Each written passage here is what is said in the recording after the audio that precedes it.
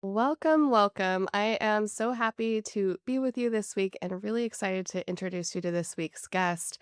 We're going to be talking about something that is a really important thing to a lot of my clients and to anybody that's out there trying to share their knowledge, their story, make an impact on the world, maybe work in some sort of social justice or have some kind of impact on people's lives. And that is around messaging.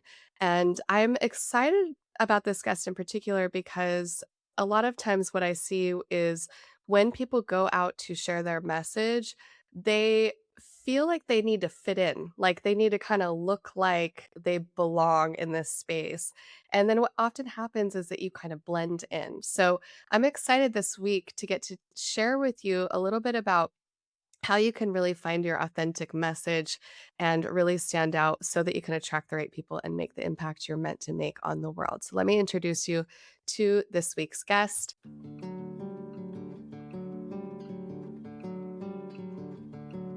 Welcome to Beyond Better, a podcast that explores a simple but profound idea. We all deserve to live lives we love, and that includes our work lives too. I'm your host, Stacey Ennis, an author, book coach, speaker, and long-time location-independent entrepreneur living in Portugal with my family of 4. Join me as I talk business, location independence, writing, publishing, and so much more, all focused on building a life that is beyond better. Luna Battalia is the founder of Caru Creative, a full-spectrum branding, messaging, and website studio, and the creator of Animist Branding, a psychology-driven approach to marketing shaped by her 15-plus years at the intersection of digital marketing and buyer psychology. She partners with leading mission-driven women entrepreneurs who are building a personal brand that reflects the depth and impact they lead with. She helps clients transform their voice, build legacies over businesses, and communicate with bold, unignorable confidence. Luna, welcome. Thanks so much. I'm excited to be here. You and I both work in the world of words, although, of course, you're also in the design space. I would love to just hear how you got into this space and how your relationship with branding and messaging has evolved over time in these 15 plus years that you've been doing this. I got into this space as a happy COVID accident. I had been working primarily as a counselor and a coach. So I worked in the addiction care community and I worked in the incarcerated community. And then my private practice was much more coaching women founders, but it was much more of the depth work, more therapeutic than business focused. But they all happen to be entrepreneurs and leading their own legacy work, building something big. And so that theme kept kind of coming to me and following me. And I had programs and they were masterminds and it was wonderful. And on the side, when I was in my master's program and building my own business, I was doing all of my design work myself. And I was helping my classmates in my graduate program to build their online presence, branding. And then when COVID happened, the addiction care community was in person. That got canceled. The the prison work um, got canceled. And so I needed to pivot. And like people just weren't investing in $15,000 coaching packages at that time. So I was like, okay, what's my offer? What do I put out there?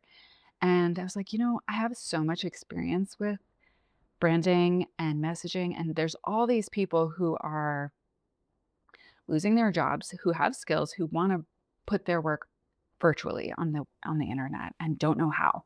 And I have a ton of experience doing that.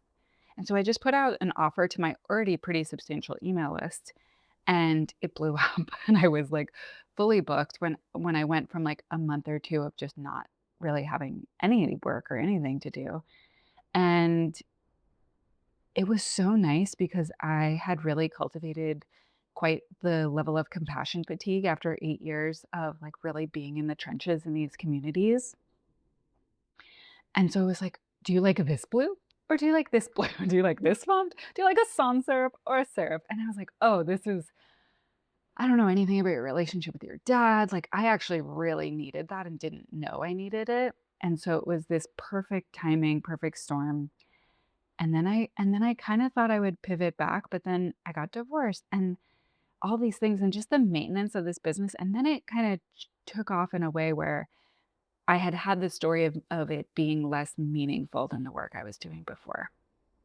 And so there was always this energetic kind of it's not good enough energy that I was kind of putting towards it and kind of holding this other more deeper, meaningful thing that I was, deciding was more meaningful in the back burner. And so once I actually committed and just put this in the forefront, all the meaning, all the depth, all the beyondness of it kind of I started to see it.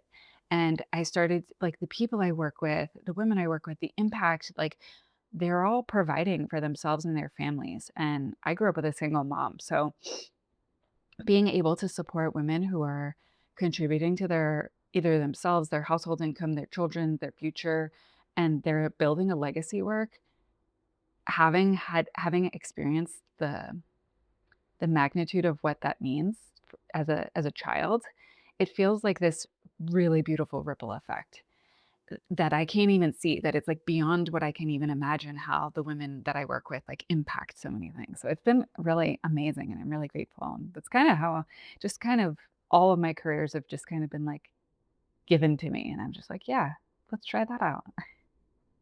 I love that you felt that connection and then you leaned into that and have arrived where you are. It's incredible.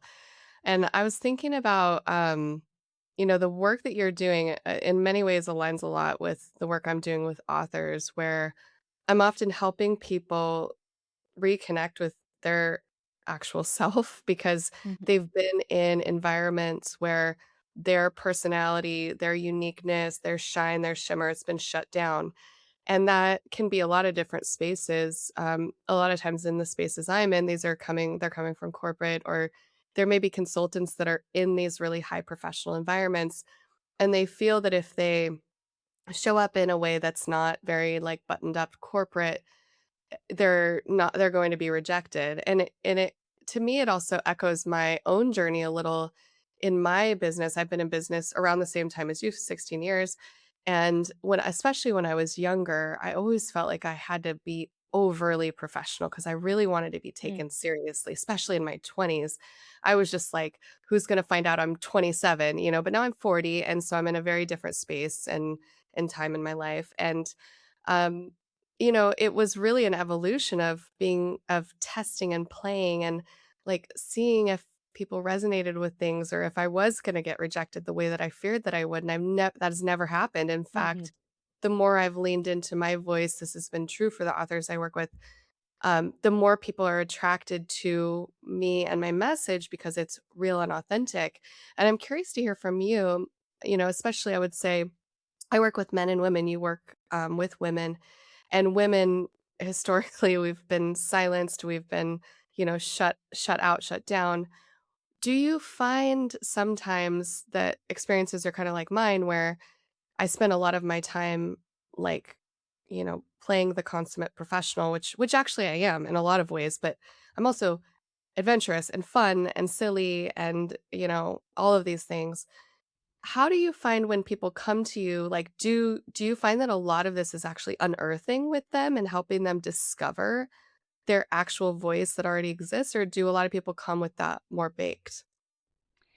Yeah, I definitely see this. It's funny, I was when you were sharing, I was, like, thinking about these from a visual perspective myself, these brand photo shoots that I had when I was 20 something.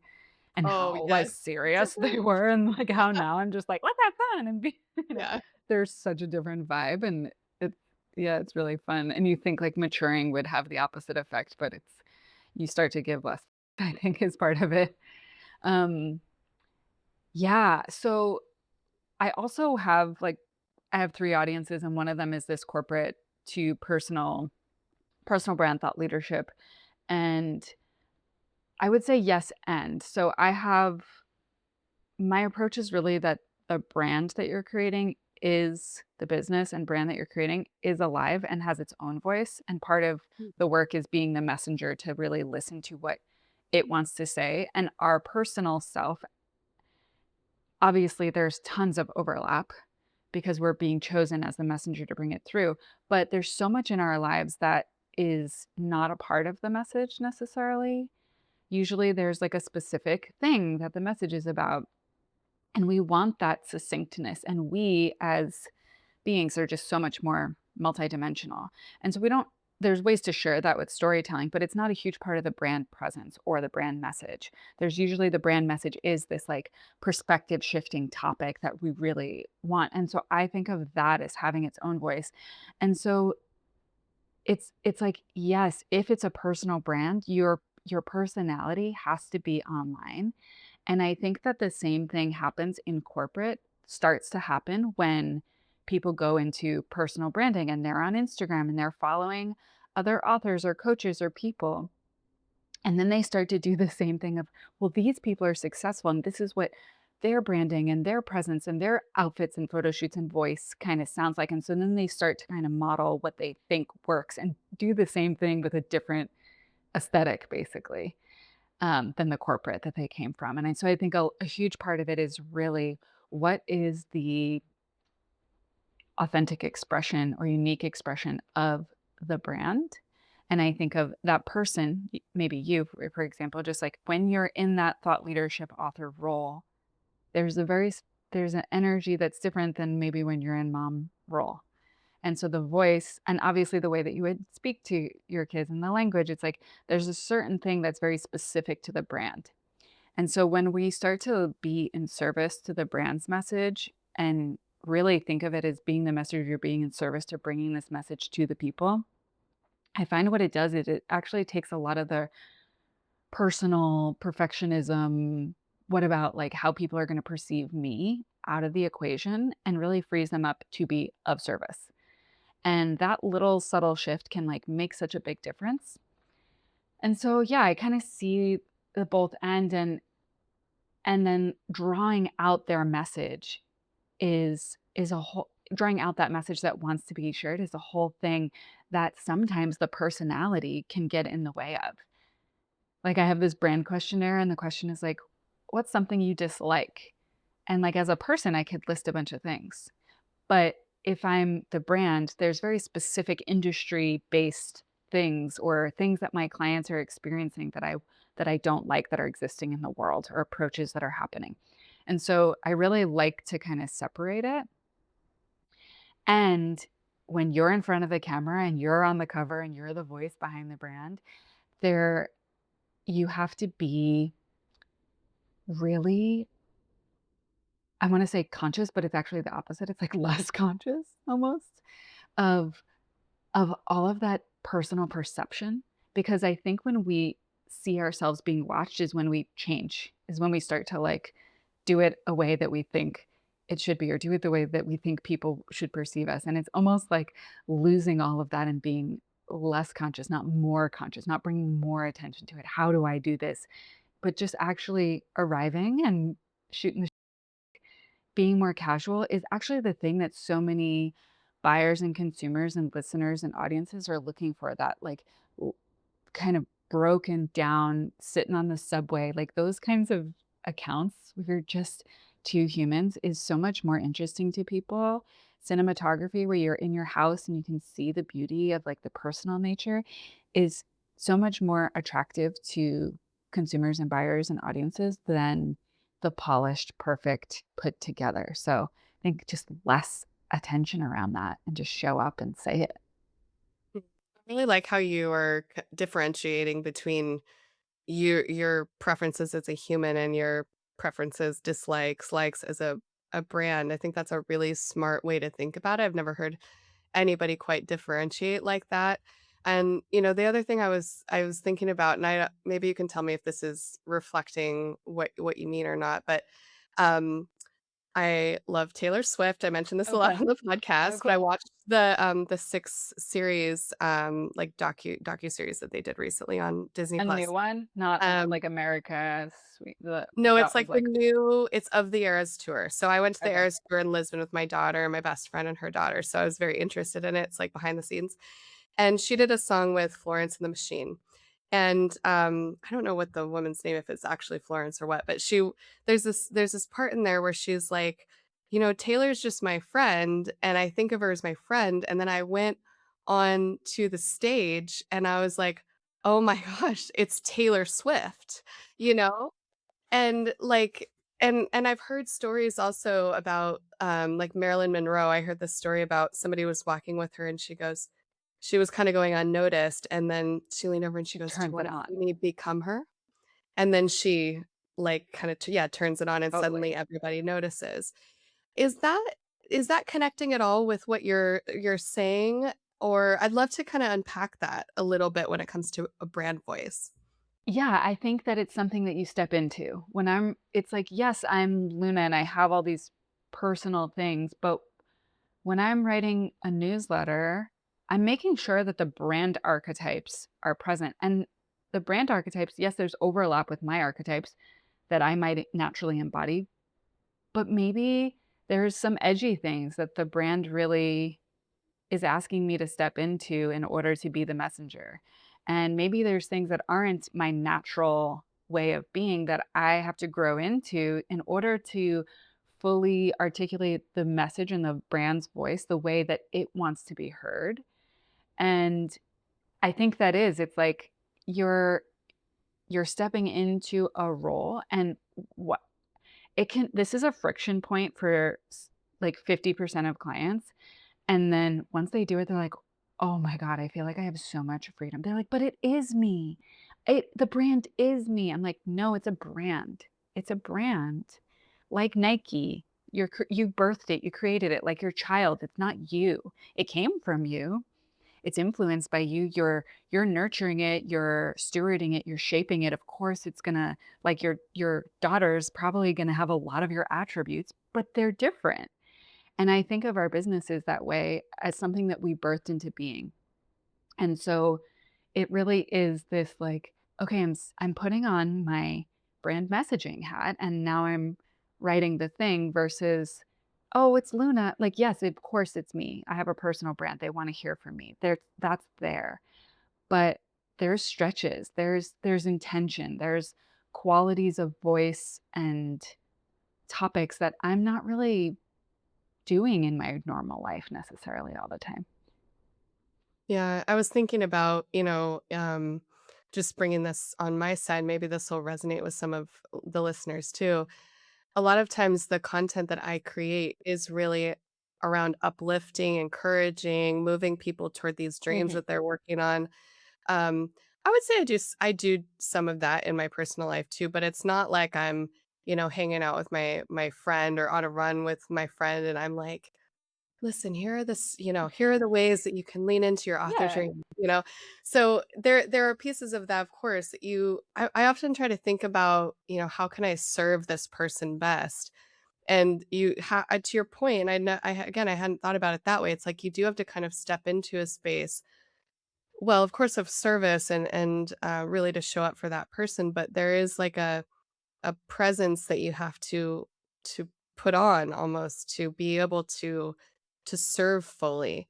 If you only just show up in your like you said, like mom or friend or daughter, partner, or whatever energy, that's going to be very different than really sitting down and going like, I am here for this purpose as this brand. Like this is why I'm showing up today, and the mode that I need to operate from, which, like, might be kind of the same thing between Marilyn Monroe walking down the street as a normal everyday person and Monroe turning into Marilyn Norma Jean. Monroe. Yeah. Oh, Norma yeah. Jean Okay, and right. right? Yep. So Yeah. it's like your brand sometimes has that, even if it's you, your presence, but like sometimes it has that like separate name. And so I think like with a client, it's like, oh, Stacey Ennis coaching. That's the brand, right? Like that might not be your actual term, but that's the brand. And then there's Stacey Ennis. Yeah, but the brand is Stacey and is coaching, right? Or like podcasting or whatever the thing is. Yeah.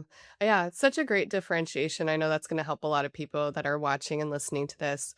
Another thing that I hear a lot, and I'd be curious to know if this is something that you experience in your work, especially in my space, people are writing books and then they have to go get those books in readers' hands, which of course is branding, marketing, and all the things that are involved in that. And a lot of times what I hear is I'm so uncomfortable. I don't want to like people to just think I'm out there trying to like look at me Mhm, or and so there's often this kind of this perspective of they're trying to be seen, mhm. and that doesn't often work very well. And what what would you how would you and by that I mean it's like I'm showing up trying to grab attention from people. I'm not Yeah. necessarily creating from a really authentic place that's attracting. How do people move from that space and that uncomfortable, oh, I don't like this. I feel like I'm just like, look at me, to really being able to create real, genuine resonance with the right people that they want to reach? Yeah, I would go back to what we shared before, which is being in service to the mission, being in service to the brand, because it's not about you. Are you deeply in service to this message getting out to people? That's your role. Your role is to get the message out to the people because you believe in the mission behind it. You believe in the impact that it could make. And so once we start making it about ourselves, we've missed the plot completely. And now it's like it's not about the book at all. It's not about the message. It's about how you're being seen and how people are perceiving you. And that actually usually, for the most part, has nothing to do with the book. The book is about this thing that you really want to get in the hands of people so that their lives can change, be impacted, something can shift, whether it's finances or parenting, whatever the book's about, or even nonfiction, like bringing this like joy and inspiration and quality into their into their lives, fantasy, whatever it is. So I think it's like when we really know our role as the steward of the brand, as the steward of the message, and we're in service to it, that simple thing can just like, oh, right, that's what I'm supposed to be doing. It's really not about you. And if you're if you're really once I think it's the connection to the mission. It's like missing the plot is what I said. It's like, are you can you just plug back in to the point? Like, why did you start this in the first place? That's often like just one of the simple biggest things is can we go back to plug you back in into the point of why you created this in the first place? Okay. And then it always comes back to it's not about you. You're doing a service for a bigger purpose than you. And it just comes back to kind of remembering that in whatever way you need to connect to that. If it's someone throwing some cold water on your face or a loved one helping you remember or just writing about it every morning, just like, what's the mission? Just writing a sentence in a book to remember why you're there doing what you're doing. I think that's like simple. I feel that's kind of the secret to all great creative work actually is to take it off of you, like turn the spotlight around. It's So about the it's work. yeah, it's about the work, it's about the people that you're serving, it's about the mission that you're working toward. Because when the spotlight's on you, then you have all of that self-referential thinking going on. Who's gonna wanna read this? Who's gonna wanna visit my website? Will anybody even wanna work with me? What if I fail?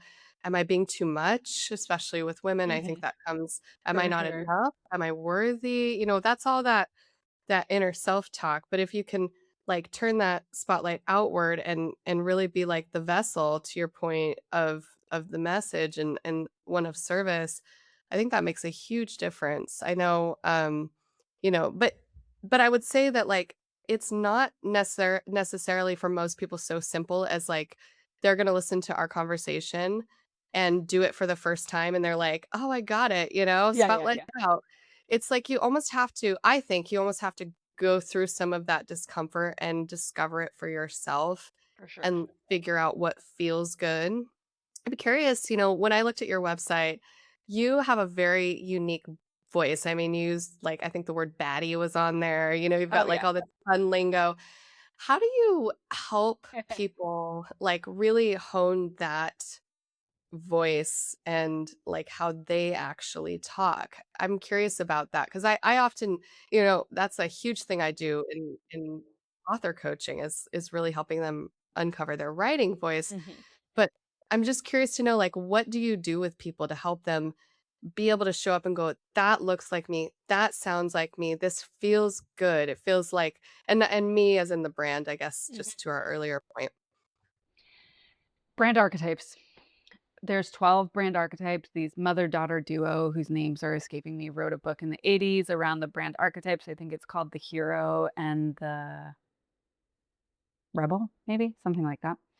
And they map out 12 archetypes specifically for brands, and they're quadranted into like creativity and spirituality and purpose and uh, service and community. These 4 quadrants, and that really is the foundation of expression, tone, and POV.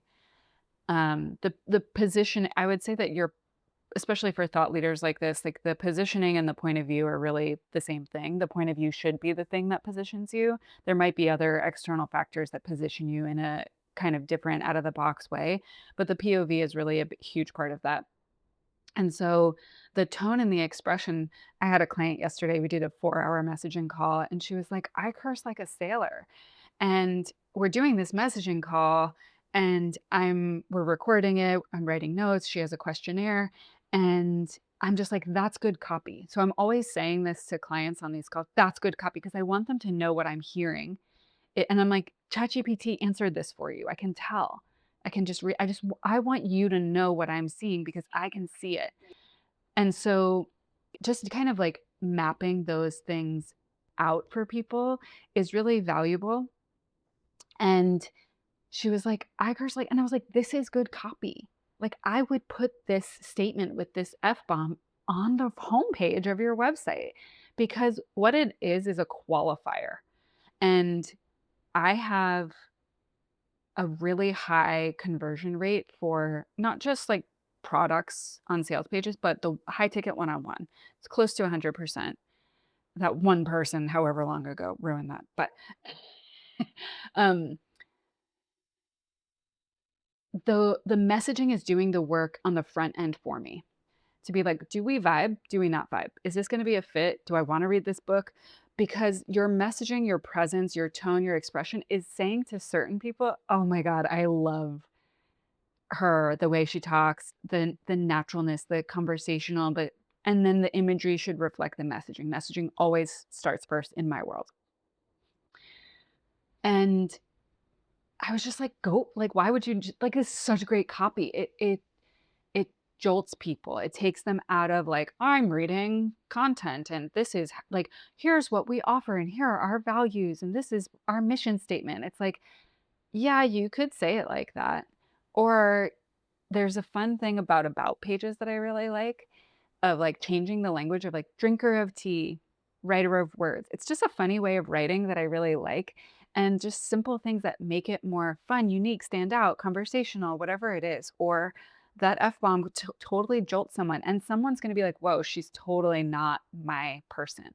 But the right people are going to go, oh, she's such a vibe. I cannot wait to get this person on my team. And so it's kind of this gatekeeping qualifier that your messaging is and your the personality of your brand, the tone, the expression, the archetypes that are presented, they're like, "Oh, I don't want this tough love." And like her copy is a little bit tough love and I'm just really not prepared to go into a coaching container like that. It should be congruent to the experience. So whether it's a coaching container or a book that I'm reading, your every part of your message should be consistently giving people the same experience so they know it's like consenting. It's like, what am I investing in? I want to know that this is going to be congruent here to when I'm inside and I've paid for this thing. So I'm a big advocate for just like letting it be authentic. And sometimes people write very professionally. I'm like, it's a website.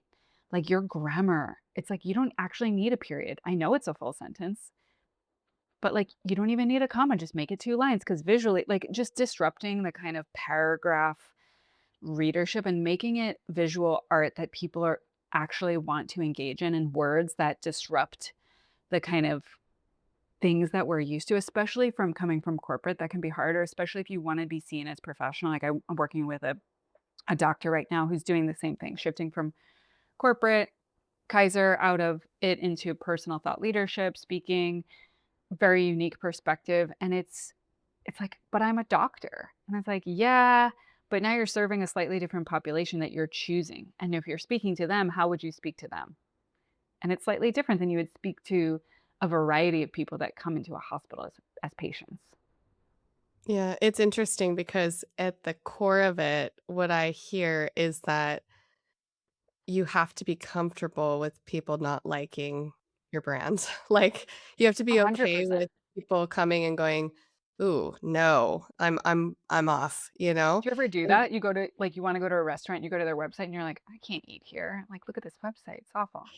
well, I I feel do. like that I do. where we live, where I live in southern Portugal, every They're website's probably like terrible of thinking every I single hate your restaurant, website. so, yeah, so maybe not in that case here, but, yeah, I definitely I mean, I've had many potential clients come in even that, I can tell very quickly if they have a established brand, if they're a good fit or not a good fit.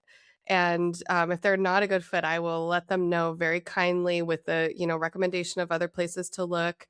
But you can tell right off. Yeah, there's some I can even that like come straight to mind that I'm just, and that's good because I would so much rather know and have a sense of you as a brand, and I'd rather not you use your time to meet with me and think we might be a great fit and then me have to come and say no. I'd rather just get that out of the way and be Yeah. able to show up in a real way. Saves time and energy. The other thing is, like, those qualifiers, especially if people are coaching, like, a lot of people writing books might in thought leadership might shift into that or have consulting or services like that, is when you're converting someone in from, like, an interest into a sale, you want all of that forward messaging that you wrote on your website or your sales page or your Instagram or where LinkedIn blog, whatever, to make sure that it is the right person, because when you get on the phone, you're spending 45 minutes of your day talking to someone who's not the right fit, who's asking questions that they already should know the answer to because your messaging should have done that. That's just an energy drain. That's just bad business, in my opinion. It's just inefficient. Yeah. Yeah, it is tricky, but and again, it's also on the other person's side. If they genuinely wanna find the right person for them, like, they're also expending their energy and Mhm. time that they could be with the right person that can help them. Yeah, and I love this message, and I think especially since really work with women, and our whole entire lives we're conditioned to be likable, not to ruffle feathers, to be polite, and you're kind of giving permission in a way to step outside of those norms. And for some people that might resonate more with you, like you are kind of that type of presence, great, and that's your Yeah. brand, but for others, they just are feeling maybe really stifled, and some people feel like they don't even know their voice anymore, like, it's been so suppressed for so long. Mm. They don't even know it I think sometimes believe they don't have one. They Mm. do, right? But it's like there's that this conversation we've been having, like, there is that process sometimes in book writing. Oftentimes what I'm advising people is you have to play, like, you have to integrate play into your writing process, and you have to be willing to, like, write lines that are a little cringe and, like, you get you to those great lines that you're so proud of. It's that like, there's some of that experimentation that I think is really important. Same with brand messaging. So, like, I love what you shared about this writing because you got to create content to get to the voice. And I think people wait till it's perfected and want the brand messaging guide delivered before they create anything. I was like, no, you got to practice. You got to get stuff out that's not going to be that great. And you got to collect data, which I think this is good for writers too, is like sharing little bits and pieces or having test readers, things like that, so that you're collecting data and you're getting people's feedback to tell you the resonance or not. And yeah, I have this. You were talking about women and the too much before, but that I'm working primarily with women. And this is a thing, especially coming from corporate with like no voice. And I like to say that there's nothing more confronting and attention grabbing than a woman who takes up space. Go to Mm. a dinner party and the woman who takes up space, it's getting attention, whether it's good attention or bad attention is kind of up to her. But it's confronting to all of us because 'cause we're like, "Whoa, why is" she's just going into song or whatever it is, like taking up any kind of space, just being outspoken. It's so different from the historical nature of genders in this culture that it is confronting, but it's also like gets our attention. Mhm. So in branding, that's what you want. You want that attention. And I think it's good that it kind of rubs up against people and the right people will be like, I love this chick. Mhm. Yeah. Be Like too they much. really they feel seen in the brand. Like they feel like that it's the place that they can like feel like they can also do whatever it is they are trying to do with you because they feel like you get it, right? And yeah, it's always interesting. I think in any service, so service-based business, so anybody that's listening or watching that has a service-based business, all of us have been on calls where somebody's like, "Well, I've been on 2 or 3 other calls with, Mhm. people that do what you do." And it's always, it's interesting when people go through that process and when they finally talk to the person that like, they're like, "Yes." Like, within the first 5 or 10 minutes, you're like, "This is the person. I know this is the person." Mhm. Oftentimes, that person is more expensive than the other options, but you're like, "I'd move heaven and earth to work with this person because 'cause you're like, "They get it." What I'm hearing from you is you wanna create that experience way earlier before you ever get on that call, so they're feeling that very early, and the call is more of a formality than anything.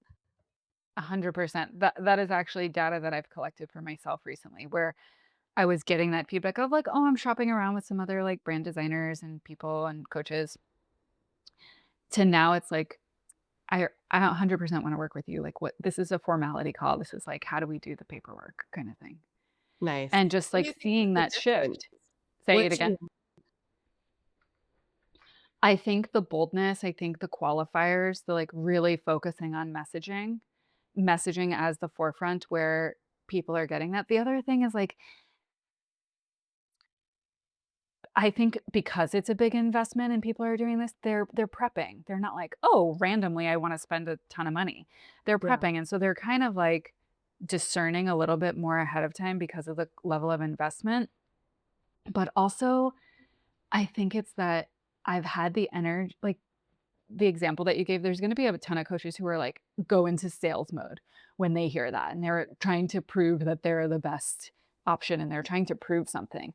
And I've really shifted to, like, a much more attraction-based branding where I'm like, "Cool, I hope you find the person you like." Like, "Awesome, I love like, please talk to as many people Yeah. as you can." And just that kind of, like, energy of permission, and it's just a different thing, and the right person, who's my person, is gonna be like, "Oh, Yeah. I feel relaxed in doing this work. I know that the journey is gonna be like that," where somebody else they talk to is gonna go into, like, all the reasons why they're the best fit, and it's gonna be, I don't wanna be around that. So it's like, "Cool, yeah, whatever. No big deal. Let's follow up next Tuesday." Or, "When are you having these calls?" I'll be like, "When are you having these calls?" "Okay, cool."